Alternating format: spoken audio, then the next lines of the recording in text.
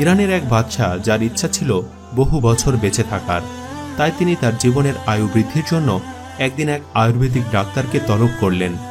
বাদশার তলবের ফলে বাদশার মহলে ডাক্তার আসলেন এবং বাদশা ডাক্তারকে বললেন, আমি আমার আয়ু দীর্ঘ করতে চাই, আমি পৃথিবীতে আরো অনেক বছর বেঁচে থাকতে চাই বা অমর হতে চাই।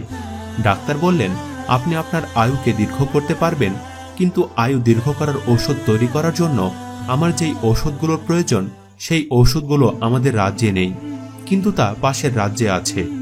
এই কথা শোনা মাত্রই বাদশাহ তার 5 সিপাহীকে পাঠিয়ে দিলেন তার পাশের রাজ্যে। সিপাহীরা পাশের রাজ্যে গিয়ে সে রাজ্যের রাজাকে বলল, আমাদের বাদশাহ তার আয়ু দীর্ঘ করার জন্য ওষুধ তৈরি করবেন, কিন্তু ঔষধ তৈরির বিশেষ উপাদানগুলো আমাদের রাজ্যে পাওয়া যায় না, তবে সেই উপাদানগুলো আপনার রাজ্যে রয়েছে, তাই আমাদের বাদশাহ আপনাকে ওই উপাদানগুলো আমাদের দিয়ে আপনাকে তার উপকার করতে বলেছেন। সিপাহীদের কথা শুনে এবার সেই রাজা ওই 5 সিপাহীদের বন্দী করে পাহাড়ের ওপর রেখে আসলেন এবং তাদের আরো বললেন, যেদিন পাশের পাহাড়টি ভেঙে টুকরো টুকরো হয়ে যাবে সেদিনই তোমাদের সাজা শেষ হবে, আর এই বন্দী কারা থেকে তোমরা মুক্তি পাবে। পাশের রাজ্য থেকে আসা 5 সিপাহীর কাছে এবার মনে হলো আজ হয়তো তাদের জীবনের শেষ দিন, কারণ তাদের কাছে কোনো খাবার ছিল না, আর পাহাড় ভেঙে পড়ে যাওয়ারও কোনো আশা ছিল না।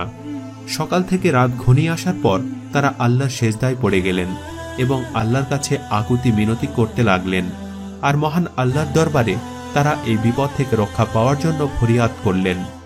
কিছুদিন পর যখন পাশের সেই বিশাল পাহাড়টি আল্লাহ তাআলার ইশারায় ভেঙে চূর্ণ বিচূর্ণ হয়ে গেল, তখন রাজা অনুমতি দিলেন সেই 5 জনকে তার সামনে হাজির করার, কারণ তিনি ওয়াদা করেছিলেন পাহাড় ভেঙে গেলে সে তাদের মুক্ত করে দিবেন। তাদের উপস্থিত করানোর পর রাজা বললেন, তোমার 5 জনের দোয়ার বদলে আল্লাহ এই বিশাল পাহাড়টিকে ধ্বংস করে দিলেন। এই পাহাড়টি অনেক মজবুত ছিল, শুধুমাত্র তোমাদের জন্যই হয়তো ভেঙে পড়ে গেল। তেমনি তোমাদের বাদশার জীবন নাশ করার জন্য তার রাজ্যের মানুষের অভিশাপই যথেষ্ট, আবার সুখ পেতেও সেই রাজ্যের মানুষের দোয়াই যথেষ্ট। তাই তোমাদের বাদশাকে বলবে, যতদিন জীবিত আছে ততদিন যেন মানুষের উপকার করে এবং অসহায় মানুষকে দান করে, তাহলে মানুষ তার দীর্ঘ আয়ুর জন্য দোয়া করবে। অতঃপর তার জীবনকাল যদি শেষ হয়ে যায় তবুও সে হাজার হাজার বছর মানুষের হৃদয়ে বেঁচে থাকবে। তখন মানুষ বলবে, এমন এক রাজা ছিল যে মানুষের সাহায্য করত। প্রিয় বন্ধুরা, লক্ষ বছর বেঁচে থেকে কি লাভ? প্রতিটি বছর বেঁচে থেকে যদি তুমি মানুষের উপকার করো তাহলে লক্ষ বছর তুমি মানুষের মনের মধ্যে বেঁচে থাকতে পারবে।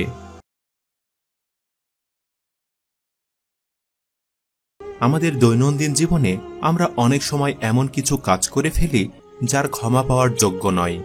এইসব কাজের ফলে আমাদের কঠোর শাস্তির সম্মুখীন হতে হয় কবরে। তেমনি একটি কাহিনী নিয়ে আজ আমরা আপনাদের সামনে হাজির হয়েছি। আশা করি ভিডিওটি ভালো লাগবে এবং মনোযোগ সহকারে শেষ পর্যন্ত দেখবেন। হযরত মুহাম্মদ সাল্লাল্লাহু আলাইহি ওয়াসাল্লাম তার প্রিয় সাহাবী আবু যর রাদিয়াল্লাহু তাআলা আনহুকে বললেন, চলো আজ আমরা গরিবদের কাছে যাব, যাদের কাছে কেউ কখনো যায় না। হযরত আবু যর রাদিয়াল্লাহু তাআলা আনহু বললেন, গরিব বলতে আপনি কাদেরকে বোঝাচ্ছেন? জবাবে হযরত মুহাম্মদ সাল্লাল্লাহু আলাইহি ওয়াসাল্লাম বললেন, আমি কবরবাসীদেরকে বুঝিয়েছি, যাদের দেখতে সচরাচর মানুষ যায় না। হযরত মুহাম্মদ সাল্লাল্লাহু আলাইহি ওয়াসাল্লাম কবরে ঘুরতে লাগলেন। এমন সময় হঠাৎ একটি কবরের সামনে এসে তিনি দাঁড়িয়ে গেলেন এবং তার চোখ দিয়ে পানি পড়তে লাগলো। আর তা দেখে তখন পাশে থাকা হযরত আবু যর রাদিয়াল্লাহু তাআলা আনহু বললেন, হে আমার প্রিয় নবী, এমন কি আছে এই কবরে? এমন কি শুনতে পেলেন আপনি এই কবরের ভিতর থেকে যে আপনার চোখ বেয়ে অশ্রু ঝরছে? হযরত মুহাম্মদ সাল্লাল্লাহু আলাইহি ওয়াসাল্লাম বললেন, এই কবরে আমার একজন উম্মত রয়েছে, কিন্তু সে এখন কোনো কারণেই পাপের সাজা ভোগ করছেন। তখনই হযরত জিবরাইল আলাইহিস সালাম এসে পৌঁছলেন এবং বললেন, প্রিয় নবী, আপনি এই কবরের আযাব ভোগকারী সাজা কমানোর জন্য আল্লাহর কাছে প্রার্থনা করে নিন। আল্লাহর কাছে ওই কবরবাসীর জন্য দোয়া করার পর আল্লাহর তরফ থেকে বলা হলো, এই কবরবাসীর মা তার প্রতি নারাজ, ফলে সে এখনো এই আযাব পাচ্ছে। হযরত মুহাম্মদ সাল্লাল্লাহু আলাইহি ওয়াসাল্লাম সবাইকে বললেন, যাও এই ব্যক্তির মাকে খুঁজে আনো। কিছুক্ষণ পর এক বৃদ্ধা মহিলা আসলো। তখন প্রিয় নবী বললেন, আপনি কি আপনার ছেলের প্রতি নারাজ? মহিলা জবাব দিল, না। কিন্তু বেশ কিছুদিন পর মহিলাটি এবার বলল, একবার আমার ছেলে মদ খেয়ে এসে আমাকে মেরে হাত ভেঙে দিয়েছিল। তখন আমি ওকে বলেছিলাম, এর জন্য কখনো তোকে আল্লাহ মাফ করবে না। প্রিয় নবী বললেন, তোমার এই বদদুয়ার কারণে তোমার সন্তান কবরের আগুনে জ্বলছে। একবার কবরে কান লাগিয়ে শোনো। বৃদ্ধা মহিলাটি কবরে কান লাগিয়ে শুনল। তখন সে তার ছেলের চিৎকার শুনে ভয় পেয়ে গেল এবং সাথে সাথে ছেলেকে মাফ করে দিল, এবং সাথে সাথেই ছেলের কবরের সেই ভয়ঙ্কর আযাব মহান আল্লাহ তাআলা মাফ করে দিলেন। প্রিয় বন্ধুরা, আমরা প্রায়ই আমাদের বাবা মার সাথে খারাপ আচরণ করি, যার ফল আপনাকে পেতেই হবে। যদি কেউ বাবা মার মনে কষ্ট দিয়ে থাকেন, তাহলে আজই মাফ চেয়ে নিন, নয়তো কেউ আপনাকে কবরের আযাব থেকে রক্ষা করতে পারবে না।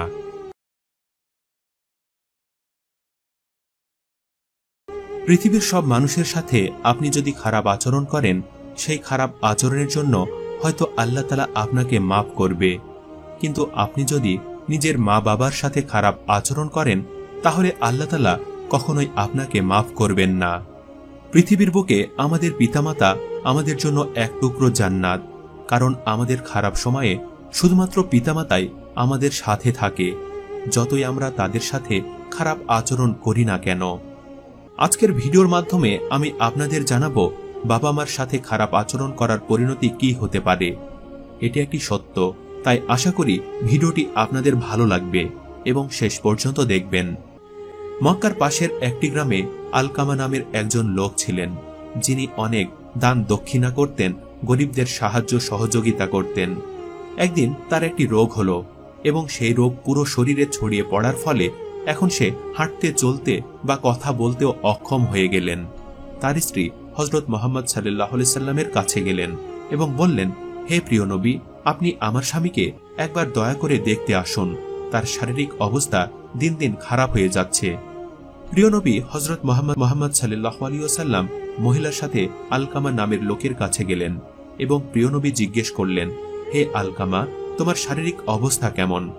আলকামার শরীর এতটাই খারাপ ছিল, সে কোনো উত্তর দিতে পারছিল না। প্রিয় নবী তাকে কালেমায়ে শাহাদত পড়ানোর চেষ্টা করলেন, কিন্তু তবুও সে তা উচ্চারণ করতে সক্ষম হলেন না। প্রিয় নবী যখন বুঝতে পারলেন তার জীবনযাত্রা শেষ হতে যাচ্ছে, তখন তিনি তার স্ত্রীকে জিজ্ঞেস করলেন তার বাবা মা বেঁচে আছে কিনা। তার স্ত্রী জানালেন তার পিতা অনেকদিন ধরেই মৃত্যুবরণ করেছে, কিন্তু তার মা এখনো জীবিত আছে। এবার আলকামার মাকে ডাকা হলো এবং সে উপস্থিত হলেন। প্রিয় নবী বললেন, আপনার ছেলে কি আপনার মনে কখনো কষ্ট দিয়েছে? যদি কষ্ট দিয়ে থাকে তাহলে তাকে ক্ষমা করে দিন। বৃদ্ধ মহিলা বললেন, না, আমাকে কখনো সে কষ্ট দেয়নি, কিন্তু সে আমার থেকেও তার স্ত্রীকে বেশি মর্যাদা দিত, যা আমি কখনোই সহ্য করতে পারতাম না। প্রিয় নবী বললেন, আচ্ছা, তাহলে আপনি তার উপর রেগে আছেন। আপনাকে আমি অনুরোধ করব আপনার ছেলেকে মাফ করে দেওয়ার জন্য। বৃদ্ধ মহিলা বলল, আমি ওকে মাফ করব না। প্রিয় নবী বারবার বলার পরও বৃদ্ধ মহিলা তার ছেলেকে মাফ করতে রাজি হননি।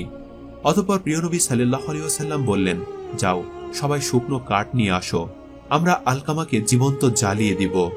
এই কথা শোনার পর মায়ের মনে মায়া জেগে উঠল এবং সে বলল, আপনি এসব কি বলছেন? আপনি আমার সামনে আমার ছেলেকে জীবন্ত জ্বালিয়ে দিবেন? প্রিয় নবী বললেন, আপনি যদি আপনার ছেলেকে ক্ষমা না করেন, তাহলে জাহান্নামের আগুনে সে সারা জীবন জ্বলবে, আর পৃথিবীর আগুনের থেকে 70 গুণ বেশি উত্তাপ জাহান্নামের আগুনে থাকে। সুতরাং একটু ভেবে দেখুন আপনার ছেলে কতটা কষ্ট পাবে। এবার তার মা কান্না করতে লাগলো এবং বলল, আমি আমার ছেলেকে মাফ করে দিলাম। প্রিয় বন্ধুরা, এই ঘটনা থেকে আপনাদের শিক্ষা নেওয়া উচিত, বাবা মাকে সবসময় সম্মান করবেন, তাদের মন রক্ষা করার চেষ্টা করবেন, কারণ তাদের মনে যদি কোনো রাগ অভিমান আপনার জন্য থেকে থাকে, তাহলে সেটি আপনার জন্য কখনোই ইহকাল এবং পরকালে সুখকর হবে না।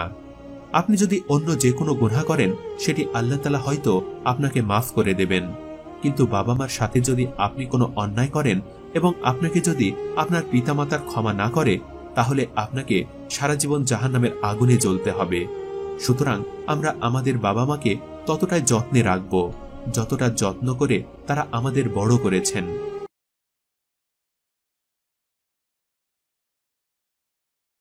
সে অনেকদিন আগের কথা। এক এলাকায় অনেক খারাপ একজন লোক বসবাস করত। সেই লোকটি যখন কোনো খারাপ কর্ম করত, তখন সে তা একটি খাতার মধ্যে লিপিবদ্ধ করে রাখত। এভাবে সে দিন দিন আরো বেশি করে পাপের কাজ করতে থাকে এবং তার খাতা একটা সময় লিপিবদ্ধ হতে হতে কিতাবের আকার ধারণ করে। সেই লোকটির চরিত্র এতটাই খারাপ ছিল যেন কোনো কাজ নেই যা সে না করত। একদিন রাতের কথা, সারাদিন সমস্ত ধরনের অপকর্ম শেষ করে সে ক্লান্ত বদনে যখন শোবার প্রস্তুতি গ্রহণ করছিল, তখন হঠাৎ করে তার দরজায় কার যেন করাঘাত পড়ল। যখন সে দরজা খুলল, তখন সে দেখতে পেল যে তার সামনে অপরূপ চেহারার একজন যুবতী মহিলা দাঁড়িয়ে আছে। মহিলা সেই বদকার লোকটিকে উদ্দেশ্য করে বলতে লাগল, আমার স্বামী মৃত্যুবরণ করেছে, কয়েক মাস হয়ে গিয়েছে। আজ কয়েকটা দিন যাবৎ আমার সন্তানরা অভুক্ত অবস্থায় আছে। আল্লাহর ওয়াস্তে আমাকে খাবারের জন্য কিছু প্রদান করো, হয়তো এর কারণে আল্লাহ তাআলা তোমার সমস্ত গুনাহ মাফ করে দিবেন। সে লোকটির মনে তখন শয়তান ওয়াসওয়াসা দেওয়া শুরু করে। সে মনে মনে নিয়ত করে নেয় যে এই মহিলার সাথে অপকর্ম করবে। অতঃপর সে তার মুখে হাসির একটি আভা ফুটে মহিলাকে বলে, তুমি ঘরে আসো, আমি এখনই তোমার জন্য খাবার নিয়ে আসছি। সে লোকের কথা ভুলে যখন মহিলা ঘরে প্রবেশ করে, তখন সাথে সাথে সেই লোকটি ঘরের দরজাটি ভেতর থেকে বন্ধ করে দেয় এবং সে মহিলার সাথে অপকর্মের লালসা নিয়ে মহিলার সম্মুখে অগ্রসর হতে থাকে। যখন মহিলা সেই লোকটির সকল অপকর্মের কথা বুঝতে পারে, তখন সে বারবার সেই লোকটিকে আল্লাহর ওয়াস্তে নিজেকে নিবৃত হতে বলে, কিন্তু শয়তান সেই লোকটির মাথায় এমনভাবে জেগে বসেছিল যার কারণে মহিলার কোনো অনুনয় বিনয় সেই লোকটির কানে পৌঁছাল না। অবশেষে সে সেই মহিলার কোনো অনুনয় বিনয় কানে না দিয়ে সেই মহিলাকে নিয়ে টানা হেঁচড়া করা শুরু করে। যখন মহিলা বুঝতে পারল যে তার কোনো অনুনয় বিনয় সেই লোকের কানে পৌঁছাবে না, তখন সে মহান আল্লাহর দরবারের দিকে লক্ষ্য করে বলতে থাকে, হে আল্লাহ, তুমি জানো আজ পর্যন্ত আমি কোনো পাপের কাজ করিনি, আমার শরীরে কোনো পরপুরুষকে হাত লাগাতে দেয়নি। আজ আমার ইজ্জতের মধ্যে একজন হাত দিয়েছে, দয়া করে তুমি আমাকে বিপদ থেকে রক্ষা করো। সেই মহিলা আল্লাহর নিকট দোয়া শেষ করে সেই লোকটিকে বলতে থাকে, হয়তো আজ তুমি তরতাজা এই শরীরটি নিয়ে এই ধরাতে বেঁচে আছো, কিন্তু একটা দিন এমন সময় আসবে যখন তোমার এই সুন্দর শরীরকে ছেড়ে দিতে হবে। এই সুন্দর আবাসভূমি ছেড়ে তোমাকে কাটাতে হবে একটি নির্জন অন্ধকার ঘরে। সেই দিনের কথা স্মরণ করো যেদিন আল্লাহ তাআলা তোমার সমস্ত অপকর্মের হিসাব নেবেন, যেদিন সমস্ত মানুষের সামনে তোমাকে বেইজ্জত করবেন। দয়া করে সে খোদাকে স্মরণ করো এবং স্মরণ করো সে ভয়ানক দিনের, যেদিন কারো উপর রহম করা হবে না। যখন মহিলা সেই লোকটিকে উদ্দেশ্য করে এ সকল কথা বলল, তখন সে লোকটি মহিলাকে ছেড়ে দিল এবং সে উচ্চস্বরে কান্নাকাটি করা শুরু করল। এই দৃশ্য দেখে সে মহিলা লোকটিকে বলে, হয়তো আল্লাহর সাথে তোমার সমঝোতা হয়ে গিয়েছে, দয়া করে আমাকেও সেই সমঝোতার অংশীদার করে নাও।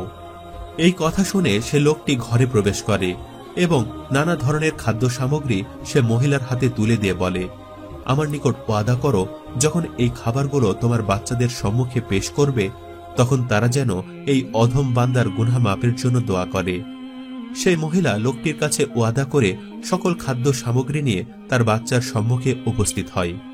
যখন বাচ্চারা খাবার খেতে যাবে, তখন সে মহিলা তার বাচ্চাদেরকে বলে, আজকের এই খাবার একজন অনেক মেহেরবান লোক প্রদান করেছেন, দয়া করে তোমরা সেই লোকটির গুনাহ মাপের জন্য দোয়া করো।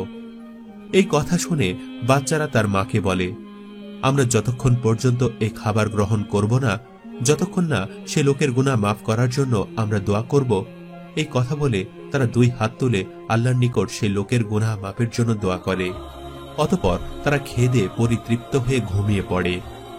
পরদিন যখন সেই লোক তার গুনাহের খাতা খুলে, তখন সে দেখতে পায় যে তার সমস্ত গুনাহ অদৃশ্য হয়ে গিয়েছে এবং তার লিখিত কালিগুলো মুছে গিয়ে সেই খাতাটি একদম সাদা ধবধবে অবস্থায় পড়ে আছে।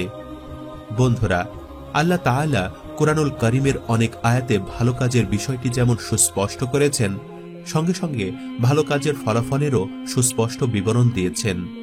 সূরা কাহফে আল্লাহ তাআলা ঘোষণা করেন, নিশ্চয়ই যারা বিশ্বাস স্থাপন করে ও সৎকর্ম সম্পাদন করে, তাদের অভ্যর্থনার জন্য আছে জান্নাতুল ফেরদাউস, সেখানে তারা চিরকাল থাকবে, সেখান থেকে স্থান পরিবর্তন করতে চাইবে না। সূরা কাহফ আয়াত 107 ও 8। এই আয়াতে জান্নাতের সুসংবাদ দেওয়া হয়েছে সেসব ভালো কাজ করা লোকদের জন্য যাদের ঈমান আছে। সূরা আসরে আল্লাহ তাআলা ঘোষণা করেছেন, সময়ের শপথ, নিশ্চয় মানুষ ক্ষতির মধ্যে রয়েছে, কিন্তু তারা ব্যতীত যারা বিশ্বাস স্থাপন করে ও সৎকর্ম করে, পরস্পরকে সত্যের উপদেশ দেয় এবং ধৈর্যের উপদেশ দেয়। এ আয়াতে আল্লাহ তাআলা সুস্পষ্ট ভাষায় ঘোষণায় দিয়েছেন যে মানুষ ক্ষতির মধ্যে আছে। যারা অন্যায় কাজে সময় ব্যয় করে তবে তারা নয়, যারা আল্লাহকে বিশ্বাস করে এবং ভালো কাজ করে।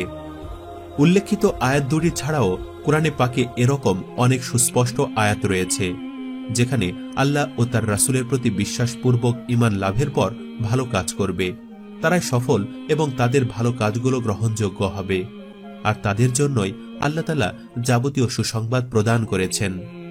উল্লেখিত আয়াতের আলোকে বোঝা গেল মানুষের ঈমান বা বিশ্বাসের ওপরে ইহ ও পরকালীন জীবনের ব্যর্থতা এবং সফলতা নির্ভর করে, আর ভালো কাজের মূল্যায়ন তখনই পাওয়া যাবে যখন মানুষ আল্লাহর প্রতি বিশ্বাস স্থাপন করবে, চাই সে ঈমান কম হোক আর বেশি হোক। এ প্রসঙ্গে রাসূলুল্লাহ সাল্লাল্লাহু আলাইহি ওয়াসাল্লামের একটি গুরুত্বপূর্ণ হাদিস তুলে ধরা হলো। হযরত আনাস রাদিয়াল্লাহু তাআলা আনহু থেকে বর্ণিত, তিনি রাসূলুল্লাহ সাল্লাল্লাহু আলাইহি ওয়াসাল্লাম থেকে বর্ণনা করেন যে রাসূলুল্লাহ সাল্লাল্লাহু আলাইহি ওয়াসাল্লাম বলেছেন, অন্তরে জবের দানা পরিমাণ ঈমান নিয়ে যে ব্যক্তি লা ইলাহা ইল্লাল্লাহ বলেছে সে জাহান্নাম থেকে বের হবে। অন্তরে গমের দানা পরিমাণ ঈমান নিয়ে যে ব্যক্তি লা ইলাহা ইল্লাল্লাহ বলেছে সে জাহান্নাম থেকে বের হবে। অন্তরে অনুপরিমাণ ঈমান নিয়ে যে ব্যক্তি লা ইলাহা ইল্লাল্লাহ বলেছে সে জাহান্নাম থেকে বের হবে। বুখারী ও মুসলিম। পরিশেষে কুরআন ও হাদিসের আলোকে বোঝা যায় যে দুনিয়া ও পরকালে কল্যাণ লাভের একমাত্র হাতিয়ার ঈমান। ঈমান ছাড়া কোনো নেক আমল ও ইবাদতই আল্লাহ তাআলার দরবারে গ্রহণযোগ্য হবে না। আল্লাহ তাআলা মুসলিম উম্মাহকে শিরক মুক্ত ঈমান লাভের তৌফিক দান করুন। দুনিয়া ও পরকালের কল্যাণ লাভে ঈমানের সঙ্গে নেক আমল ও ইবাদত করার তৌফিক দান করুন। আমিন।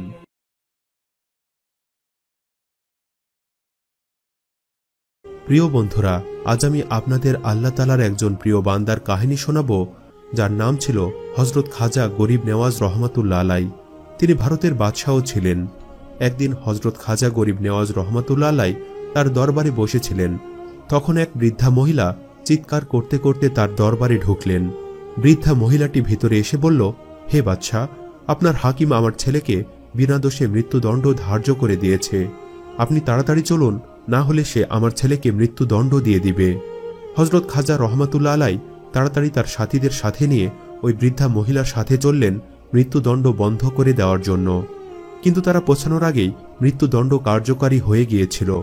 তারা যখন সেই স্থানে পৌঁছালো তখন তারা দেখল মৃত্যু লাশকে সামনে রাখা হয়েছে। চোখের সামনে ছেলের মৃতদেহ দেখে মা অঝোর ধারায় কান্না করতে লাগল। যেই কান্নার প্রতিটি সুর, প্রতিটি শব্দ হযরত খাজা গরিব নেওয়াজ রহমাতুল্লাহ আলাইহির মনে আঘাত করছিল।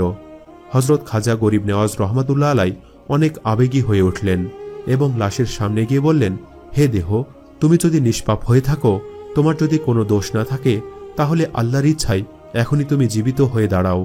তার কথা শেষ হতে না হতেই ছেলেটি ফিরে আসলো এবং সে জীবিত হয়ে গেল। সবাই এই অবিশ্বাস্য দৃশ্য দেখে নিজের চোখকে বিশ্বাস করতে পারল না। কিভাবে একজন মৃত মানুষ জীবিত হয়ে যেতে পারে? তখন সবাই হযরত খাজা গরিব নেওয়াজ রহমাতুল্লাহ আলাইহিকে জিজ্ঞেস করলেন, কিভাবে একজন মৃত মানুষ জীবিত হলো?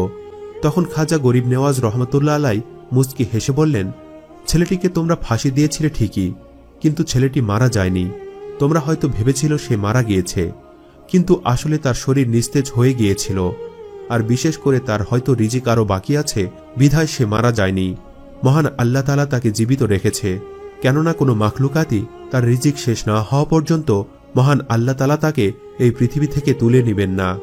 তাই আসুন আমরা ইসলামকে ভালোবাসি, ইসলামের কাহিনীগুলো সম্পর্কে জানি।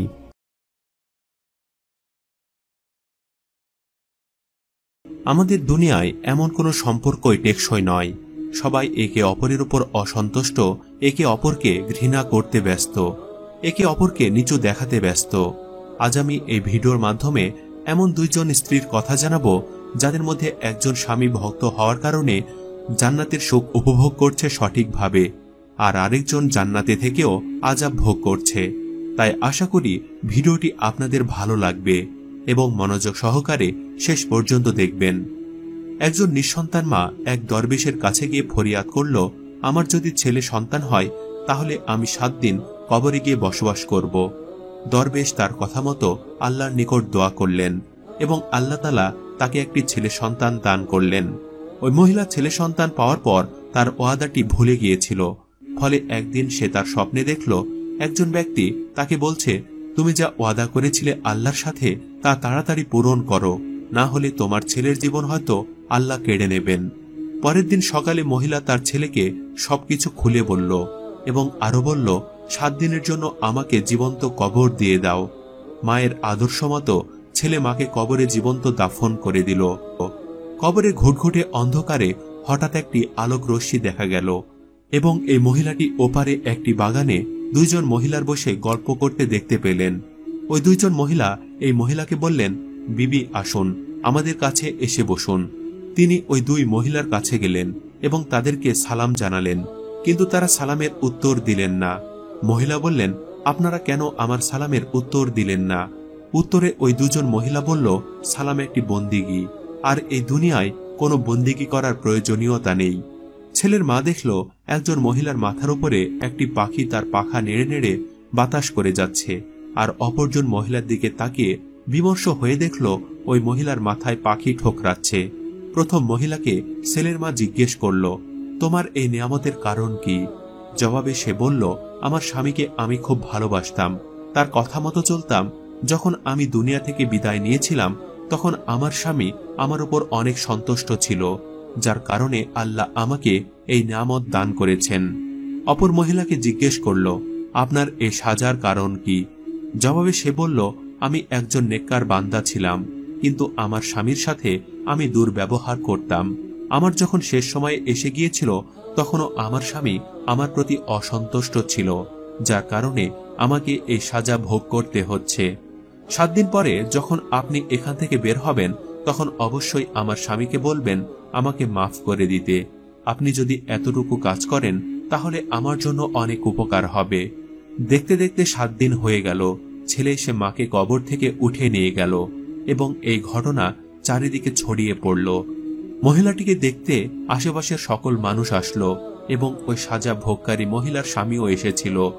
ছেলের মা তাকে চিনতে পেরে বলল, আপনার স্ত্রী এমন সাজা ভোগ করছে, তাই আপনি দয়া করে তাকে ক্ষমা করে দিন। প্রিয় সম্মানিত বন্ধুরা, এই ভিডিওটি থেকে আজ আমরা বুঝতে পারলাম স্বামীর যত্ন করা, স্বামীর কথা মতো চলার উপকারিতা কতটুকু, এবং যদি আমরা স্বামীর অবহেলা করি তাহলে আমাদের সাথে কি ঘটতে পারে। বর্তমান যুগের স্বামীর অবমাননা করা খুবই কমন ব্যাপার হয়ে গিয়েছে, কিন্তু আমরা যদি ইসলামিক শরীয়ত মতে চলি তাহলে আমরা পৃথিবীতে এবং আখিরাতেও শান্তিতে জীবন যাপন করতে পারব। ভিডিওটি যারা দেখেছেন তারা অবশ্যই অন্যান্য মানুষের সাথে শেয়ার করবেন এবং এই বার্তাটি পৌঁছে দিবেন। হযরত সোহেল রহমতুল্লাহ আলাই থেকে বর্ণিত, তিনি বলেন, একবার হযরত মুহাম্মদ সাল্লাল্লাহু আলাইহি ওয়াসাল্লাম ইরশাদ করেন, পূর্ব জামানায় একজন রাজা ছিল যে নিজেকে খোদা বলে দাবি করত, আর এদিকে একজন জাদুকর ছিল। সেই জাদুকর যখন বৃদ্ধ হয়ে যায় তখন সে রাজাকে উদ্দেশ্য করে বলে যে, আমি তো বৃদ্ধ হয়ে গিয়েছি, যার কারণে এখন আমি আগের মতো আপনার আর খেদমত করতে আসতে পারি না।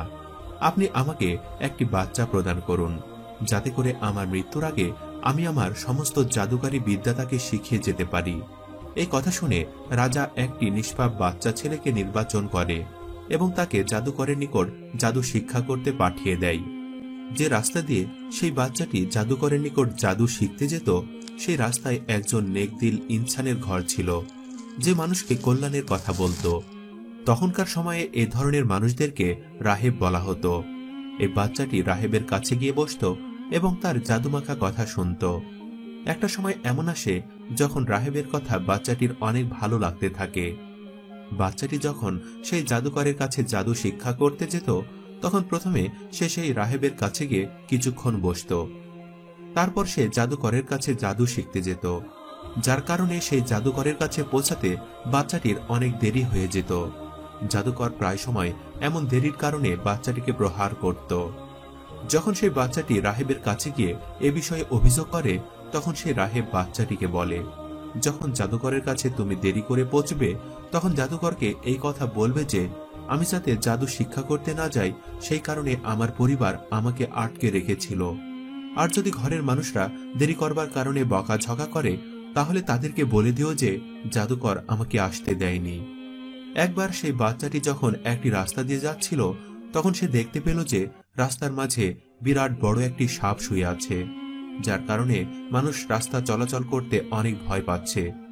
বাচ্চাটি তখন মনে মনে বলতে থাকে, আজকে আমি জানতে পারবো যে জাদুকর আসল ব্যক্তি নাকি সেই রাহেব।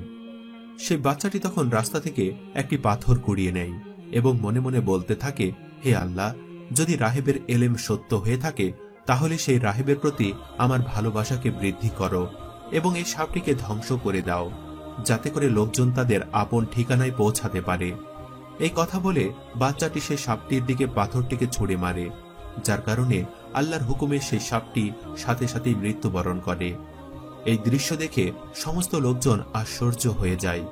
অতঃপর তারা নিজ নিজ গন্তব্যে চলে যায়। বাচ্চাটি যখন সেই রাহেবের নিকটে এসে তার ওস্তাদকে এমন আশ্চর্যজনক ঘটনা বলে, তখন সেই রাহেব বাচ্চাটিকে বলে, আজ তুমি আমার থেকেও অনেক বড় মাকামে পৌঁছে গেছো। তোমার এই বিদ্যা আমাকে অনেক আশ্চর্য করেছে। তবে বেটা, একটা জিনিস তুমি মাথায় রেখো, এই কারণে তোমাকে অবশ্যই বড় একটি পরীক্ষার সম্মুখীন হতে হবে। তখন আমার ব্যাপারে কাউকে কিছু বলো না। এই কথা শুনে বাচ্চা তার স্বজাতির কাছে ফিরে যায় এবং সেখানে সে অনেক বড় একজন অলি হয়ে যায়। বাচ্চাটি আল্লাহর দরবারে সেই দোয়াই করত, আল্লাহ সেটাই কবুল করে নিতেন। যদি এই বাচ্চাটি কোনো অন্ধ লোকের চোখে ফু দিত, তাহলে সেই অন্ধ লোকের দৃষ্টিশক্তি ফিরে আসত। দিনকে দিন সেই বাচ্চাটি মানুষের নিকট অনেক জনপ্রিয় হয়ে উঠতে থাকে। একটা সময় সেই বাচ্চাটি সর্বরোগের চিকিৎসা করতে সক্ষম হয়ে যায়। সেই সময়ে রাজার দরবারে একজন উজির ছিল। সেই উজির একদিন হঠাৎ করে অন্ধ হয়ে যায়। তখন সেই উজিরের কানে বাচ্চার সম্পর্কে এমন সংবাদ আসে যে সেই বাচ্চা যদি কোনো অন্ধ লোকের চোখের মধ্যে ফু দেয়, তাহলে সেই অন্ধ লোকটি তার দৃষ্টি শক্তি ফিরে পায়। এই কথা শুনে সেই উজির বাচ্চাটিকে তার নিকট উপস্থিত করে। সেই উজিরের সুস্থতার জন্য দোয়া করার আগে বাচ্চাটি সেই উজিরকে বলে, যদি তুমি সেই মহান আল্লাহর উপর ঈমান আনো, তাহলে আমি তোমার দৃষ্টিশক্তি ফিরিয়ে আনার জন্য দোয়া করব। বাচ্চার এই কথা শুনে সেই উজির যখন আল্লাহর উপর সত্য দিলে ঈমান নিয়ে আসে, তখন সেই বাচ্চাটি তার চক্ষুকে ঠিক করে দেবার জন্য মহান আল্লাহর দরবারে দোয়া করে, যার বদলতে সে তৎক্ষণাৎ তার দৃষ্টিশক্তি ফিরে পায়। যখন সেই উজিরের দৃষ্টিশক্তি ফিরে আসে, তখন তার আর খুশির কোনো সীমা থাকে না। অতঃপর সেই উজির ঘরে গিয়ে তার জন্য সর্বপ্রকার উপহারের ব্যবস্থা করে এবং বাচ্চাটির কাছে এসে বাচ্চাটিকে উদ্দেশ্য করে বলে, এই সমস্ত উপহার আমি আপনার জন্য নিয়ে এসেছি, কারণ আপনি আমার দৃষ্টিশক্তি ফিরিয়ে দিয়েছেন। তখন বাচ্চাটি সেই উজিরকে লক্ষ্য করে বলে, কোনো ব্যক্তিকে সুস্থ করে দেবার মতো শক্তি আমার নেই, একমাত্র আল্লাহ আছেন, তিনি সকলকে সুস্থতা দান করেন। যখন তুমি সেই আল্লাহর প্রতি ঈমান এনেছ, তখন আল্লাহ তাআলা তোমার দৃষ্টিশক্তিকে ফিরিয়ে দিয়েছেন।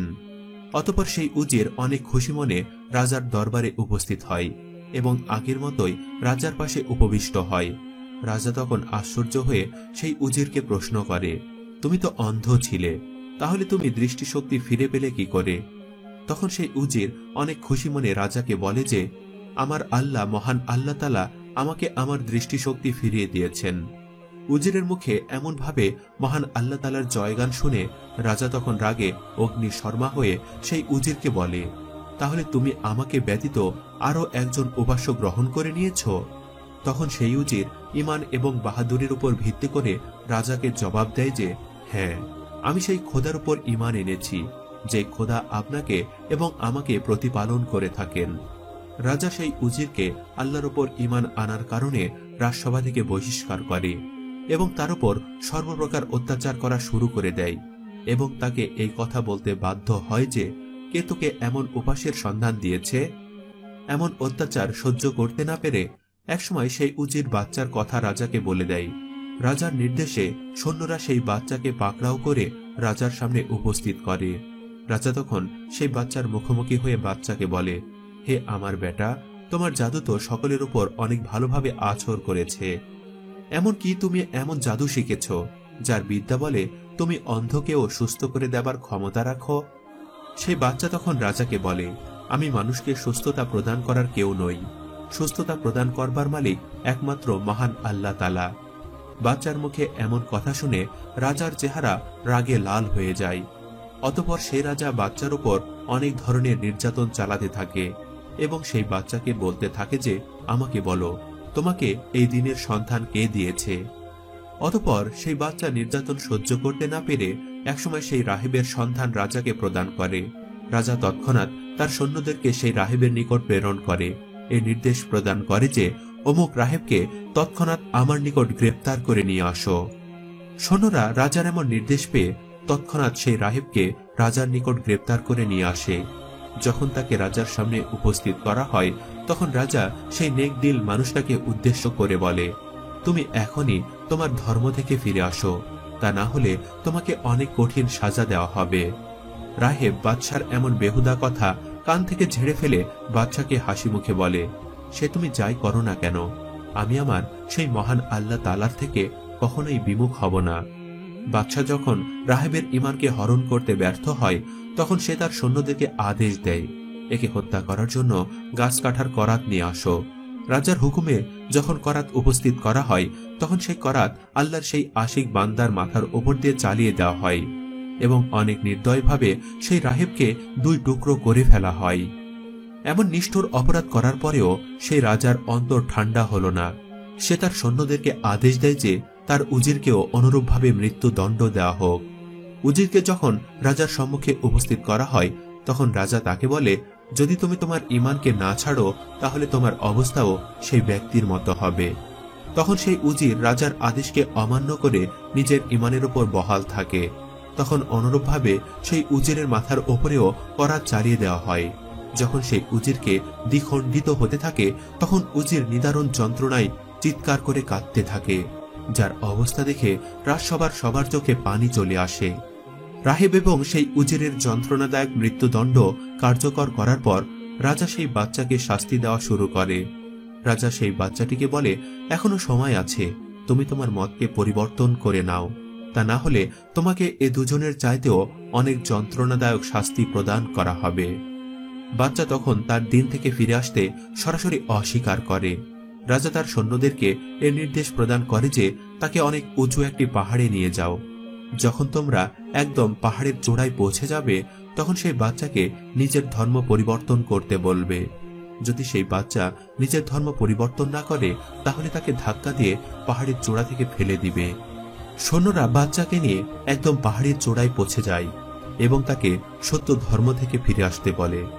বাচ্চাটি তখন নিজের ধর্ম থেকে ফিরে আসতে অস্বীকৃতি জানায়, যার দরুন যখন সেই বাচ্চাকে পাহাড়ের চূড়া থেকে ফেলে দেওয়া হয়, তখন সেই বাচ্চাটি তাদের প্রতি বদদোয়া করে বলে, হে আমার আল্লাহ, তুমি তাদের জন্য যথেষ্ট, তুমি তাদের সাথে যেরকম আচরণ করবার ইচ্ছা হয় তাদের সাথে সেই রকম আচরণ করো। বাচ্চার এমন আকুতি ভরা দোয়া শেষ না হতেই সমগ্র পাহাড়ে ভূমিকম্প সৃষ্টি হয় এবং সেই ভূমিকম্পের কারণে সমস্ত সৈন্যবাহিনী পাহাড় থেকে নিচে পড়ে যায় এবং তাদের অনেক মর্মান্তিক মৃত্যু হয়। অতঃপর সেই বাচ্চাটি একদম সহি সালামতে রাজার কাছে ফিরে আসে। বাচ্চাকে একদম সুস্থ এবং সহি সালামতে দেখে রাজা অনেক আশ্চর্য হয়ে বাচ্চাকে প্রশ্ন করে, তোমার সাথে যে সৈন্যবাহিনী ছিল তারা কোথায়? বাচ্চা তখন ঈমান এবং বাহাদুরির সাথে রাজাকে বলে, আমার আল্লাহ তাদেরকে অনেক উত্তমভাবে শায়েস্তা করেছেন। রাজা তখন সেই বাচ্চাকে অন্য এক সৈন্য বাহিনীর উপর সোপর্দ করে বলে, তাকে নৌকায় চড়িয়ে মাঝ সমুদ্রে নিয়ে যাও এবং তাকে তার ধর্ম থেকে ফিরে আসতে বলবে। যদি সে তার ধর্ম থেকে ফিরে আসে তাহলে তো ভালো, আর না হয় তাকে নৌকা থেকে সমুদ্রে নিক্ষেপ করে তাকে ডুবিয়ে দেবে।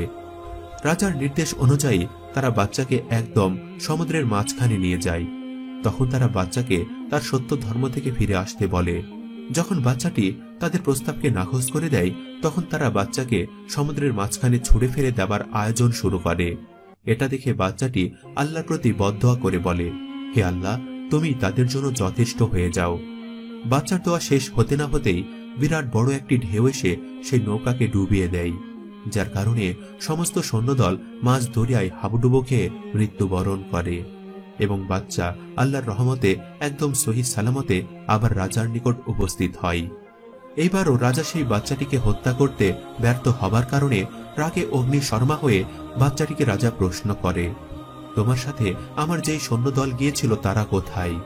তখন বাচ্চাটি ঈমান দৃপ্ত কণ্ঠে রাজাকে বলে, আমার আল্লাহ তাআলা তাদেরকে অনেক উত্তম ব্যবস্থা করেছেন।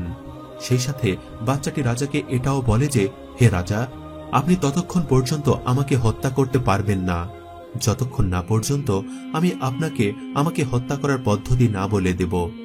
রাজা পরাজিত এবং নিরাশময় কণ্ঠে বাচ্চাকে বলে যে, সেই পদ্ধতিটি কি, যা করলে আমি তোমাকে হত্যা করতে পারবো? তখন সেই বাচ্চাটি রাজাকে বলে, এক বিশাল ময়দানে আপনি আপনার সমগ্র প্রজাদেরকে একত্রিত করো এবং আমাকে একটি খেজুর গাছে ফাঁসি দিয়ে দাও। অতঃপর ধনুক আর একটি তীর নাও এবং সেই তীরটিকে ধনুকের সাথে সংযুক্ত করে আমার দিকে তাক করো এবং বলো যে, বিসমিল্লাহির রহমানির রহিম, আমি সেই মহান আল্লাহর নামে শুরু করছি, যে এই বাচ্চার প্রতিপালক। এই কথা বলে আমার দিকে আপনার তীর নিক্ষেপ করবেন। যদি আপনি এই কাজ করতে পারেন তাহলে আপনি সফল হয়ে যাবেন, তা না হলে আপনি যত পদ্ধতি অবলম্বন করেন না কেন আমাকে হত্যা করতে পারবেন না। অতঃপর রাজা সেটাই করল যা বাচ্চা তাকে বলেছে। রাজা তার সমস্ত প্রজাদেরকে একটি ময়দানে জড়ো করল। অতঃপর বাচ্চাকে খেজুরের গাছে ফাঁসি দেওয়া হলো এবং রাজা তীর নিয়ে বাচ্চার দিকে তাক করে বলল, বিসমিল্লাহির রহমানির রহিম। রাজা এই বাক্যটি উচ্চারণ করা মাত্রই তার ধনুক থেকে সেই তীরটি নিক্ষেপ করে দিল। সেই তীরটি এসে বাচ্চাটির কানে আঘাত করল। বাচ্চা যখন তার কানে হাত বোলালো তখনই তার জান বের হয়ে আরশে মুআল্লায় আল্লাহর দরবারে হাজির হয়ে যায়। বাচ্চার এই কর্ম দেখে সেখানে উপস্থিত সমস্ত প্রজারা উচ্চস্বরে বলতে থাকে, আমরা বাচ্চার সেই মহান প্রতিপালকের উপর ঈমান আনলাম। তখন এক সৈন্যদল রাজার খেদমতে উপস্থিত হয়ে বলে, হে মহান রাজা, তুমি যেটা ভয় করছিলে তার চাইতেও দ্বিগুণ ফলাফল তোমার চোখের সামনে ফুটে উঠেছে। এই সমস্ত লোক এখন মুসলমান হয়ে গিয়েছে। রাজা তখন রাগে অগ্নিশর্মা হয়ে সেই সৈন্যদলকে আদেশ করে, তাদের জন্য অনেক বড় বড় গর্ত করো এবং সেখানে লাকড়ি এবং তেল সংযোগ করে আগুন জ্বালাও এবং সমস্ত প্রজাদেরকে সেখানে নিক্ষেপ করো। সেই সৈন্যরা রাজার আদেশে অনেক বড় বড় গর্ত খোঁড়ে এবং তাতে লাকড়ি এবং তেল সংমিশ্রণ করে আগুন প্রজ্বলিত করে। অতঃপর সেই মুসলমানদেরকে আগুনের সামনে এনে বলা হয়, তোমরা তোমাদের ধর্ম থেকে ফিরে আসো, তা না হলে তোমাদেরকে এই আগুনে নিক্ষেপ করা হবে। যখন তারা তাদের স্বধর্ম থেকে ফিরে না আসতো তখন তাদেরকে সেই আগুনে নিক্ষেপ করা হতো। এর কারণে অনেক মুসলমান শাহাদাত বরণ করে। সম্মানিত দর্শক, ভিডিওটি আপনাদের কাছে কেমন লেগেছে তা আমাদের কমেন্ট করে অবশ্যই জানাবেন। আর সবাই আমাদের সাথেই থাকবেন। আজ তাহলে এই পর্যন্তই। আপনারা ভালো থাকবেন, সুস্থ থাকবেন। আল্লাহ হাফেজ।